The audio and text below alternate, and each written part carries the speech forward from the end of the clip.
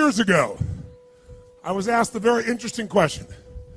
Somebody asked me a question, they raised their hand in a seminar and said, Tony, can you change people that don't want to change? Of course you can change people who don't want to change.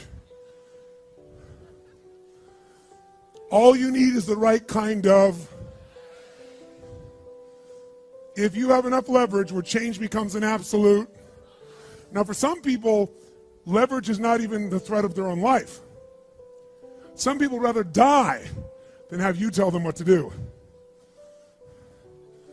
And so that's not the leverage. The leverage for them might be something for their children. Leverage for them might be spiritual growth. All of us have a leverage point. If you find the leverage, not the leverage you make someone do it, the leverage that will make them make themselves do it. We all have some place that'll get us to follow through. Now, if you get enough leverage and if you interrupt the pattern enough, how many of you ever had a pattern when you were a kid and you had like some obnoxious uncle or something and you were trying to be upset and they'd come like rub your damn head or something that should make you crazy and you couldn't stay upset because they kept doing this to you? How many had this happen? Say aye.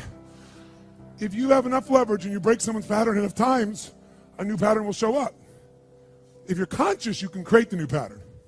So the answer is yes. Now then the question would be, Tony, if all it takes is leverage, then why don't most people change? And I had a lot of answers to that, but that night, I'm a night person. That night, I'm wired up after a seminar. It's like 2 o'clock in the morning, it was December. And so I flip on the television in the back for some white noise, looking for CNN, and I come across the old Christmas classic, this Christmas Carol, right? A Dickens classic. And I see it in black and white, and I start watching the movie, and I'm remembering it from being a kid. And as I'm watching this thing, I see this man named Scrooge who clearly doesn't want to change.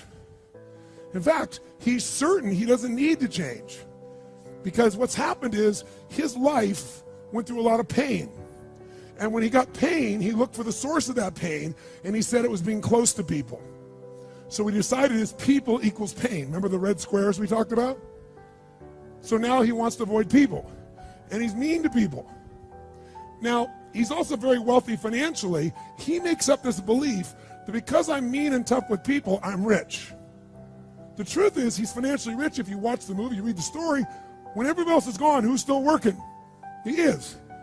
He's hardworking, he's thrifty, he's smart, he's intelligent, but he thinks he's rich because he's mean. So he doesn't want to lose being rich. He doesn't want to lose not being hurt. So he has a belief. Be mean to people and everything works out, even though he's miserable. Can we have beliefs that make no sense and yet still believe them? Yes or no? Sure, we just get wired. So I'm watching this guy. Now, the only way people change is if they associate either enough what? Pain, so they have to change, or they associate changing will equal enough what? And ideally, if you get both, you'll change. If you get, every moment I do this, the pain's getting more and more intense, there's a point where you must change. And if I change, I get all this pleasure, you're going to want to change. How many follow? But what equals pain and what equals pleasure is what you associate in your nervous system. So what happens is, the only way you create change is changing what you link pain and what you link pleasure to in your nervous system, not just in your head, in your gut. That's what controls you. Lots of times in your head, you know what you should do, but your gut takes over. Your fear, or your greed, or your desire, or your comfort, or whatever. Who knows what I'm talking about here? Say aye. But watch this. How many of you used to have a favorite dessert, or a food, or a form of alcohol that you really, really, really loved? And then one night you had an experience like never before, where something happened, where this food or this drink or this alcohol that you love so much, it went down, but it kept coming back up at a level of intensity and with enough aroma and pain and association that to this day, it takes no willpower just to think of that alcohol or think of the smell of that food or look at it makes you appalled, makes you repelled. Who's had an experience like this in your life? Say aye. Tell me what that change was. Was that a change in willpower? No. all that happened is your brain changed what it used to link pleasure to, it now linked pain to. When you link enough pain, it takes no willpower, you're going to avoid it. The problem is some of you are linking pain to things you need, like exercise, right? Or pain what you need, like a relationship, right? And it's the wrong association, but it's going to control your life. Your job is to change what you link pain and pleasure to. So that night, what was pleasure became pain, and now it takes no willpower, you just avoid it. So we call that changing what you associate to things in your nervous system, or for short, a neuroassociative change. In other words, changing in your nervous system, what you associate pain and pleasure to. So, by the way, in this Christmas Carol story, does this man Scrooge change his life, yes or no? He didn't want to change. Does he change his life a little or completely? And by the way, how fast? An heartbeat, in one evening. How does it happen? 3 neuroassociative conditioning specialists show up at his house. Right? 3 ghosts show up, and what do? They get him to link a massive, unbearable amount of what? To all the things he did in the past around people. Then they go to everything he has in the present, pain, and everything in the future, pain, till there's so much, there was nowhere to escape. Here's the other reason why people don't change. Because right now, my relationship's in pain. But it was good in the past. So you escape having to change by remembering a good time. Or I might be coughing and having these problems with cigarettes right now, but you know what? George Burns lived to be 102. He smoked cigars, by the way, and he's 1 out of 10 billion people that pulled that off. But let's not confuse ourselves with ratios. So you make up what the future is. If your present is painful, you can escape to the past and get out of the pressure to change. How many follow this? Say I. Or you can escape to a future because no one knows what it is for sure and you can make it up. But if your brain links it's been painful in the what?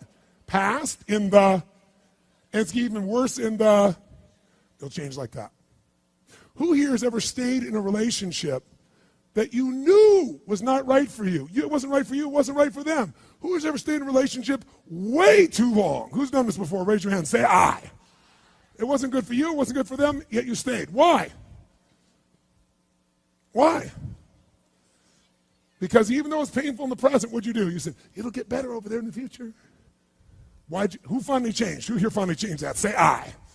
How'd you do it? Your brain went, it's painful now, it was painful in the past, it's going to be worse in the future, that's it. That's what I call a Dickens pattern. When you lock in pain in all those places, there's no place to escape, so you change. It's like if you put a wall here, and a wall here, and we close them in on you, amazingly, you'll move forward. That's what we're talking about. Giving yourself leverage on yourself that way, not having someone else do it to you, you do it to yourself.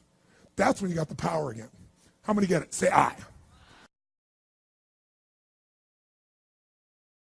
This could be the greatest time you ever live if you control what you focus on, if you find a more empowering meaning, and if you decide to model the actions of those who succeeded before you. It can be the best financial time, the best emotional time, the best spiritual time of your life, but you better take control of your state. And if you think you're going to do it just by today, you're wrong. You're going to need to get yourself some rituals. Right now, every one of you in this room is controlled by your rituals. I don't just mean this one. I mean every morning you get up. I know your body. I can look at your body right now, and I can guess your rituals. Some of you, your rituals to work out 5 times a week, I can see it clearly. 4 to 6 times a week, it's obvious. Because you couldn't look like that if you didn't do that. Some form of workout. I don't care if it's walking, lifting, whatever. Some of you, it's obvious that lifting weights is part of it. You can see by that man's muscles. I know what his rituals are. Because your life comes from your rituals. If you don't develop the ritual, you're kidding yourself. How many agree with me on this? Raise your hand, say I. And there are rituals that put you in state, and there are rituals that take you out of state. You have rituals in your relationship. You have rituals with your body. You have rituals around your finances. And the rituals that worked in the reaping time of fall in the markets and in business and in real estate, those rituals won't work now.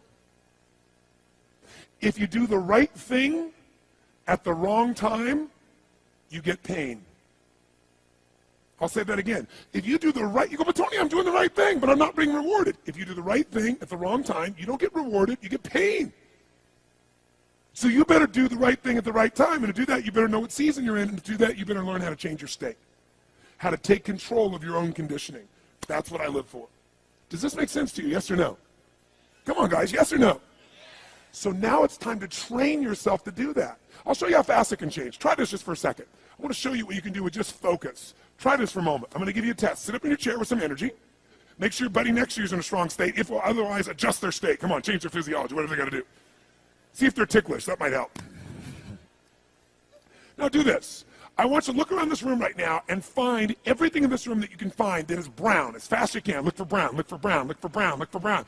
Look around you, look for brown, look for brown, look for brown. Okay, close your eyes. I'm going to give you a test. With your eyes closed now, shout out loud everything you saw that was red. If you see a lot more brown right now than red, say yes. Open your eyes. Look for red now. I want you to really look for red. Look for red, look for red, look for red. Anything you can find that's red, look for red. All around you, look for red. Raise your hand if you found more red this time and say I. Why did you find more red this time? Because seek and you shall. That's right. Whatever you focus on, you're going to find it. In fact, let me tell you something. You'll even find it when it's not there. How many saw burgundy, called it red, just so you could have more things you counted? Raise your hand, say, aye, come on. See, whatever you're looking for, you're going to find. So if you want to change your life, my friends, you've got to change your physiology and you've got to change your focus. By the way, how fast can you change that stuff? How fast, my friends? How fast? How fast? Come on. In a heartbeat, once you rechange your conditioning. That's all you got to do. And you can do it fast. You can do it with a question or two. Try this right now. Answer this question in your mind and be honest. What in your life today, if you wanted to be, could you feel proud about right now? If you wanted to feel proud, if you didn't feel like, I shouldn't be proud, if you wanted to feel proud, what could you be proud of in your life today? Your children, your health, your body. Is there a problem you faced? Instead of running from it, you finally stepped up and handled it? What could you feel proud of in your life today if you wanted to feel proud? How many can think of something? And when you think about this thing you're proud of, what about that makes you feel proud? What do you focus on that makes you feel proud? How do you breathe when you really start to feel proud? What's the kind of look on your face that starts to happen when you let yourself feel proud? Yeah. How's that feel?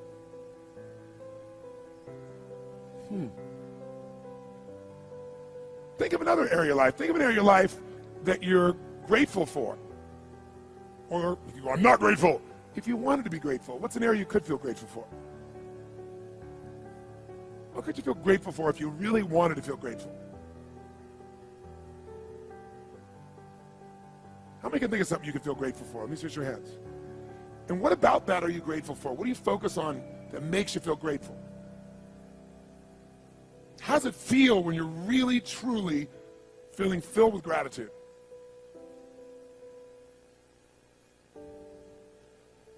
Here's one.